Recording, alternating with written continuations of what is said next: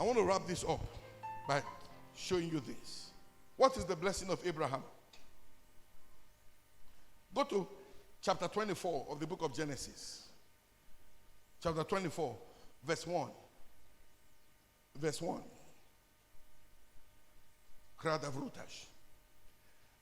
And Abraham was old and well stricken in age. And the Lord had done what? Blessed Abraham in how many things? He had blessed him in how many things? Please don't forget. The Lord said to him, I will bless thee and make thy name great. Okay, look at verse 35. There's no area in which Abraham was not blessed. Look at verse 35. And the Lord had what? Blessed my master. Who was speaking? Abraham's servant. How did he bless him? Greatly. And Abraham, my master, is become what? Great. Did God say it? Was it made manifest? This is the servant recollecting and recounting what God had done for Abraham. And what did he say he had done? And God had given him flocks and herds and silver and gold and men servants and maid servants and camels and asses. Who gave to Abraham all these things?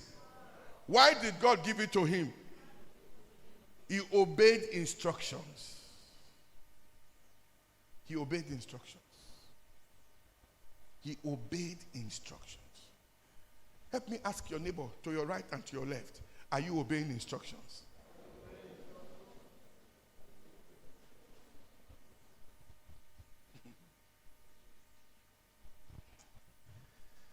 Let me show you just this. And as the weeks are going, I'll be expressing more of this. Just turn with me to Malachi chapter number 3. Malachi chapter number 3. Verse 10.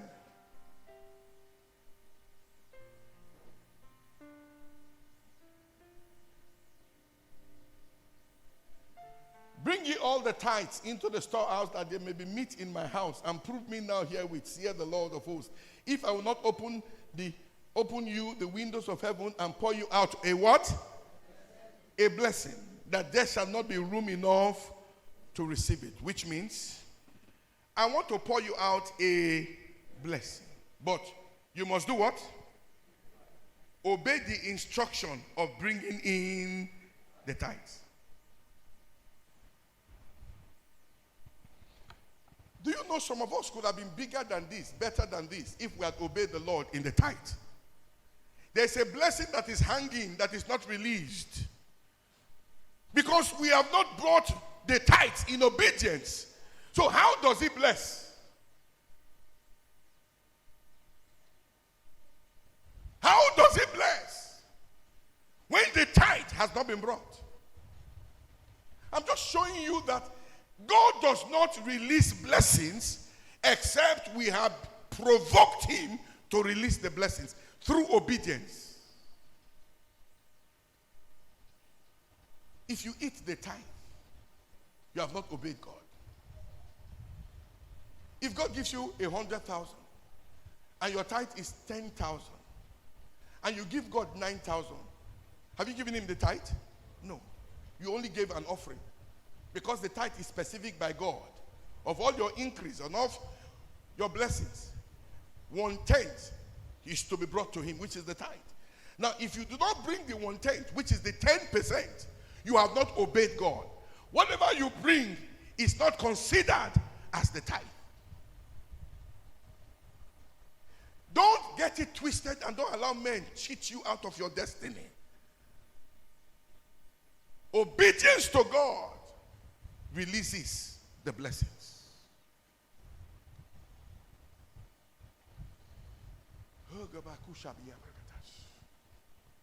The Lord has said, thou shalt not steal, thou shalt not kill, thou shalt not commit adultery. Am I correct now? Now, and you say, God understands. And you keep doing what you should not do. Would you expect him to still bless you? Count it out. He will not bless you because you are living in disobedience. You are living in sin.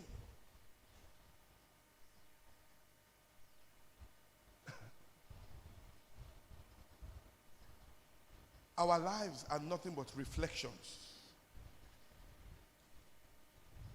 of either a blessing or what? Or a curse. I pray that the blessings will be made manifest more than any curse in Jesus' name. So what am I charging us in this year to do? Obey divine instructions.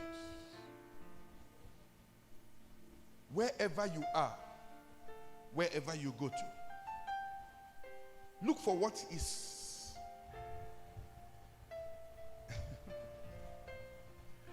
what are the do's and the don'ts in the place, and then live accordingly, so that the blessing of that place will rest upon you. Am I correct?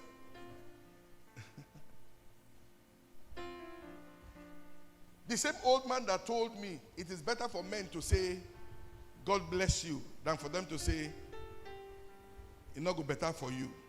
You know what the old man still taught me? He said, wherever you are, never speak against the place. Never speak against the place.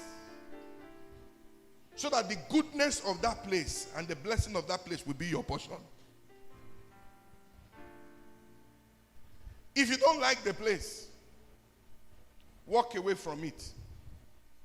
Rather than to be inside it and you are cursing it. And he used this example. If you like wearing shoe and they take you to a church where they don't wear shoe, like Celestial Church, instead of you getting angry that I don't just like this one, people say, that's also grand, I just the match. And you see now, something don't shook me. Which kind of thing be this now? Stop grumbling, complaining, and getting unhappy in that place. Quietly go to a place where they wear shoe. Leave that place. It's not for you. Because the blessings in that place will never rest upon you as long as you complain against that place. So I speak to every one of us. Wherever you are walking, if you don't like it, don't speak against it. Just walk away to the place where you know you will like, so that the blessings of that place will be yours. In a church, if you don't like the church, walk away, go to another church, to a place where you will like, where the blessings of the place will rest upon you, so that you are not complaining.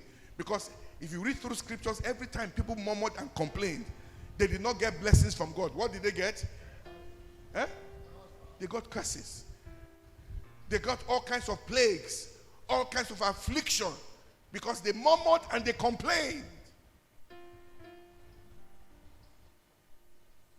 So I speak to us. Get to know what should be done and what should not be done. I saw Jacob the other day complaining. How could they have given him Leah instead of Rachel? He served 7 years to marry Rachel, but they gave him what? Leah. Did they mind him? No.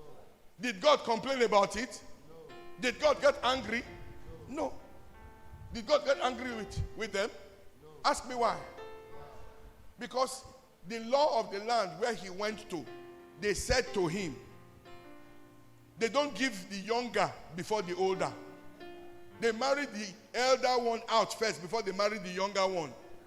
He now fell in love with the younger one and wanted to marry the younger one, not knowing that there is a law that says you must not marry the younger one if the elder one has not married first. Did his grumblings, did his complaint hold any water? No. Did they say, okay, because you don't know, okay, may we give you the younger one? Did they do that? No. Law is law, standard is standard.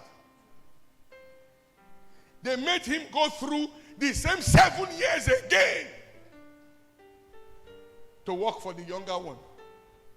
So instead of one, You get two. You get one when you don't want. You can't get the one when you want. Because he was not wise to understand what to do in a place where he found himself. I beg you in the name of the Lord. What will make God bless you in a mega church? Find out. Tell the neighbor, find out. And one of the things is get involved. Get involved. Win souls. Reach out. Pay your tithes. Come for prayers. Come for meetings. Do what you ought to do per time. The giftings heaven has given to you, use that giftings in the house of the Lord, and God will promote you in Jesus' mighty name. Stand to your feet, everyone.